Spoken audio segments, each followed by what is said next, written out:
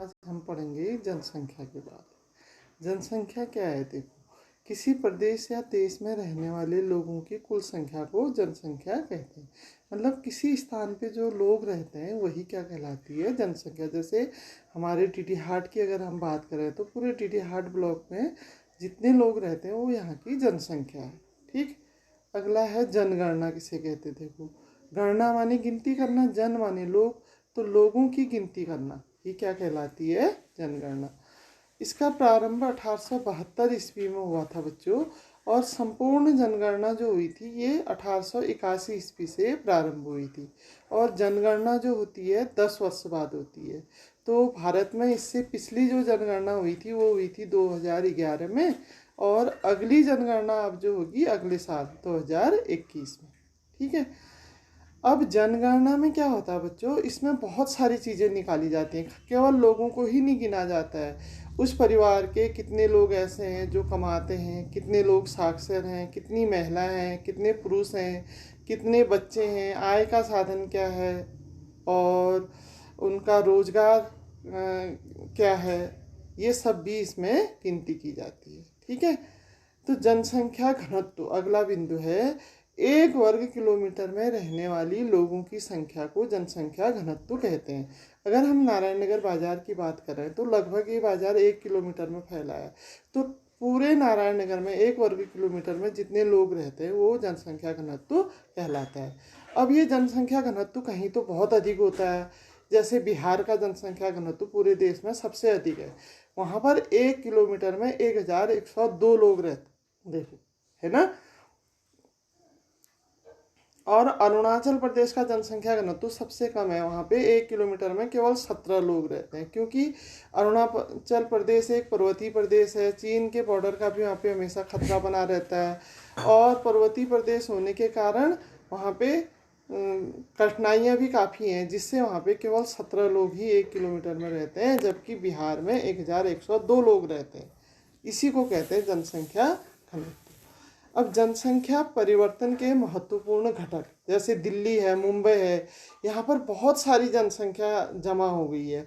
तो इसके क्या कारण है? मुख्यतः जनसंख्या परिवर्तन अगर किसी स्थान पे कम या ज़्यादा होता है तो ये 3 कारक इसके लिए उत्तरदायी होते हैं। एक तो जन्म दर, मृत्यु दर और प्रवास। अब जन्म दर क्या है? देखो, एक वर्ष में 1000 व्यक्तियों के पीछे जन्म लेने वाले बच्चों की संख्या को जन्म दर कहते हैं। अगर 1000 व्यक्तियों के पीछे देखा जाए तो एक साल में कितने बच्चों ने जन्म लिया, वो वहाँ की जन्म दर कहलाती है। और मृत्यु दर बिल्कुल उसी तरह से, देखो, एक वर्ष में 1000 व्यक्तियों के पीछे मरने वाले लोगों की संख्या को मृत्यु दर कहते हैं। और तीसरा जो इसका बिंदु था प्रवास। प्रवास होता है व्यक्तियों का शिक्षा रोजगार के लिए एक स्थान से दूसरे स्थान में चले जाना। जैसे दिल्ली मुंबई की बात अभी मैंने कही थी कि क्यों यहाँ पे जनसंख्या अधिक है, क्योंकि लोग यहाँ पे किसके लिए जा रहे हैं? रोजगार के लिए और शिक्षा के लिए। ठीक है। अगला है साक्षर। अब देखो, साक्षर व्यक्ति किसे कहा जाता है? 7 वर्ष से अधिक उम्र का कोई भी व्यक्ति जो किसी भी भाषा को पढ़ लिख या समझ सकता है, चाहे वो हिंदी पढ़ ले, संस्कृत, पंजाबी, उर्दू, किसी भी भाषा को अगर वो पढ़ ले रहा है, लिख ले रहा है और समझ ले रहा है, भले ही वो स्कूल नहीं गया है लेकिन फिर भी वो साक्षर है।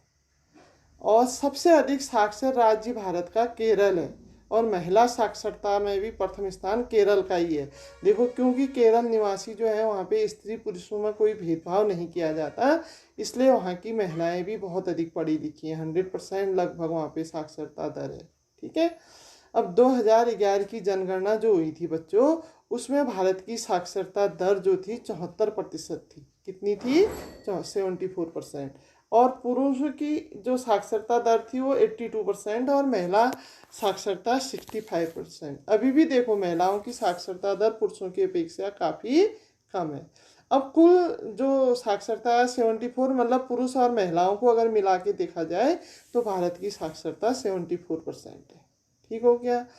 अब भारत का जनसंख्या घनत्व, जैसे आपने अभी देखा बिहार का जनसंख्या घनत्व तो बहुत अधिक था, 1100 से अधिक लोग 1 किलोमीटर में रह रहे थे, और अरुणाचल प्रदेश में केवल 17 लोग रह रहे थे। ऐसे ही अगर पूरे भारत का जनसंख्या घनत्व निकाला जाए, जितना हमारा क्षेत्रफल है और जो हमारी जनसंख्या है, तो 1 वर्ग किलोमीटर में यहाँ पर 382 व्यक्ति जनसंख्या घनत्व यहाँ का माना गया है। ठीक है, अब देखो जनसंख्या में सबसे बड़ा राज्य उत्तर प्रदेश। अब उत्तर प्रदेश सबसे अधिक जनसंख्या वाला राज्य है, तो जनसंख्या घनत्व बिहार का क्यों है? क्योंकि उत्तर प्रदेश के पास जमीन अधिक है, अधिक लोग भी हैं तो जमीन अधिक है। बिहार छोटा सा राज्य है लेकिन वहाँ लोग अधिक हैं, तो 1 वर्ग किलोमीटर में अधिक लोग रहते हैं, इसलिए वहाँ का जनसंख्या घनत्व अधिक है। और जनसंख्या में सबसे छोटा राज्य है, सबसे कम जनसंख्या सिक्किम की है बच्चों। और अगर क्षेत्रफल जमीन की दृष्टि से देखा जाए तो भारत का सबसे बड़ा राज्य राजस्थान और भारत का सबसे छोटा राज्य गोवा है। आया समझ में? अब है अगला आश्रित जनसंख्या किसे कहते हैं। देखो आश्रित मतलब जो दूसरे पर निर्भर है, तो 15 वर्ष से कम उम्र के बच्चे जो होते हैं और 60 वर्ष से अधिक उम्र के जो बुजुर्ग होते हैं वो कहलाते हैं बच्चों आश्रित जनसंख्या। क्योंकि ये अपना भरण पोषण खुद नहीं कर सकते हैं, किसी दूसरे पर आश्रित होते हैं, तो ऐसी जनसंख्या कहलाती है आश्रित जनसंख्या। और इसी तरह से दूसरी है अर्जक जनसंख्या। अर्जक मतलब जो अर्जित करती है, कमाती है। जैसे 15 से 59 वर्ष के लोग जो बीच के, जैसे 15 से छोटे और 60 से अधिक तो आश्रित थे, तो इस बीच के जो लोग हैं 15 से 59 वर्ष के जो लोग हैं जो कमाते हैं और जो आश्रित जनसंख्या का भी भरण पोषण करते हैं उनको कहते हैं अर्जक जनसंख्या। ठीक है, अब इस पाठ का एक महत्वपूर्ण प्रश्न है, व्यावसायिक गतिविधियां या व्यवसाय के प्रकार। कुल कितने प्रकार के व्यवसाय हमारे देश में पाए जाते हैं? बच्चों पूरे अगर देश की बात करें तो कुल 3 प्रकार के व्यवसाय भारत में पाए जाते हैं। एक तो है प्राथमिक व्यवसाय, ये देखो आपको हर कक्षा में मिलेगा और काफ़ी इम्पोर्टेंट ये है, इसको अच्छे से समझ लीजिए।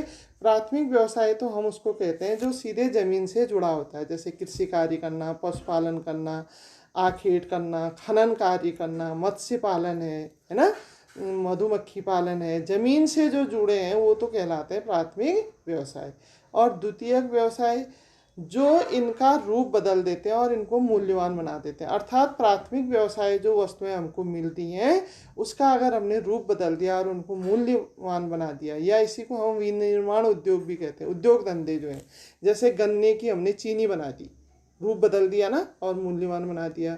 और जंगल हमने जो वन लगाए वो तो हमारा प्राथमिक व्यवसाय था, उससे हमने फर्नीचर बना दिया। कपास उगाना प्राथमिक व्यवसाय था, उससे हमने सूती वस्त्र तैयार कर दिया, तो उसका रूप बदल दिया फैक्ट्रियों में। तो ये हुए हमारे द्वितीयक व्यवसाय। और लास्ट है इसमें तृतीयक व्यवसाय, इसको सेवा क्षेत्रक भी कहा जाता है बच्चों। क्यों? क्योंकि इसमें क्या होता है, जो लोग प्राथमिक और द्वितीयक क्षेत्रक में लगे होते हैं उनकी सेवा की जाती है। जैसे बैंक इनकी सेवा करता है, स्कूल, पोस्ट ऑफिस, यातायात के साधन, अस्पताल, व्यापार, दुकानें जो हैं, संचार के साधन, ये सब क्या करते हैं, प्राथमिक क्षेत्रक और द्वितीयक क्षेत्रक में लगे हुए लोगों की सेवा का कार्य करते हैं, इसलिए इसको तृतीयक क्षेत्रक या सेवा क्षेत्रक कहा जाता है। धन्यवाद। आज आपके सारे 6 पाठ कंप्लीट हो गए हैं। धन्यवाद।